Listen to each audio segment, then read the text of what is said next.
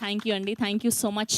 So ఇలాంటి ఒక rooted కథని, ఒక ఆర్గానిక్ కథని, అనుబంధాలని, ఆప్యాయతల్ని కళ్ళకు కట్టినట్టు చూపించినటువంటి మా డైరెక్టర్ మునిరాజు గారిని మాట్లాడవలసిందిగా రిక్వెస్ట్ చేస్తున్నాం. థ్యాంక్ యూ సో మచ్ అండి ఇక్కడ వచ్చినందుకు.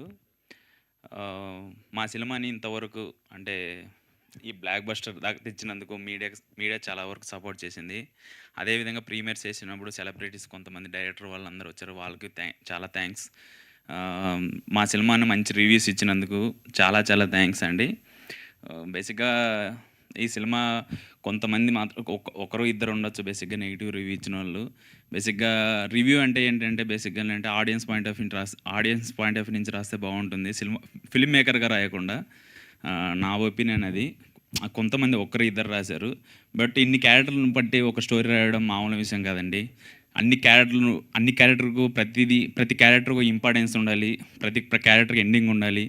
ఇన్ని క్యారెక్టర్ల మధ్య డ్రామా రాసుకొని ఇలా చేయడం ఒకరు ఇద్దరి మధ్యన కొద్దిగా అది వేరే ఉంటే. కానీ ఒకటైతే ఈ జర్నీ స్టార్ట్ అయినప్పటి నుంచి ఇప్పుడు బ్లాక్ బస్టర్ అయిన వరకు ఒక చిన్న ఇన్సిడెంట్ చెప్తానండి. నేను ఈ కథ రాసుకున్నాను, కిరణ్ సార్కి చెప్పాను, సార్ ఓకే అన్నారు. చాలామంది ఏమన్నారు అంటే ప్రొడక్షన్ స్టార్ట్ చేస్తున్నావు, ఇతను హ్యాండిల్ చేస్తారా లేదా, ఇంకొకటి అది కాకుండా ఇంతమంది క్యారెక్టర్లు ఉన్నాడు, ఇంతమంది క్యారెక్టర్ని ఎలా హ్యాండిల్ చేస్తాడు, అసలు పాసిబుల్ అవుతుందా, చూసుకో, డబ్బులు సంపాదించిందంతా వేస్ట్ అయిపోతుందేమో అని చాలామంది చెప్పారు. నాకు వినిపించాయి కొన్ని. కానీ లేదు, ముని హ్యాండిల్ చేస్తాడని నన్ను చాలా బిలీవ్ చేశాడు. Sir thank you so much sir. మీకు దీని వంటి మించి నేనేం చెప్పలేను సార్. ఎందుకంటే మామూలు విషయం కదా, నార్మల్గా సినిమా చూసి జడ్జ్ చేయడం చాలా కష్టం అండి. బట్ రైటింగ్ ఆ ప్రాసెస్ ప్రతి ఒక్కరికి ఫిల్మ్ మేకింగ్ ఒక పాయింట్ ఆఫ్ నుంచి సినిమా తీయాలని ఉంటుంది. ఇది నా పాయింట్ ఆఫ్ వ్యూ సినిమా అండి ఇది బేసిక్గా. ఎందుకంటే నేను చూసిన ప్రపంచం, నేను ఎదిగిన ప్రపంచం, నేను మా ఊరిలో చిన్నప్పుడు చూసిన ప్రపంచం ఇది. నేను ఆ విధంగానే రూటెడ్ కథలే రాస్తాను. నేను ఎందుకంటే నెక్స్ట్ సినిమా ఏదైనా చేయబోయినా కూడా మా కుప్పంలో వెంకటేశ్వర విగ్రహం ఉంటుంది, ఆ వెంకటేశ్వర విగ్రహం మీద కూర్చొని అలా చూసినా అంటే నాకు 100 కథలు దొరుకుతాయి. నేను ఆ కథలే రాస్తాను, అలాంటి కథలే రాస్తాను. ఇంకా సినిమా గురించి వచ్చినాయంటే, సినిమా అండి ఎప్పుడైతే ప్రీమియర్ స్టార్ట్ చేసామో అప్పటి నుంచి ఇప్పటివరకు యునానమస్ టాక్ అండి.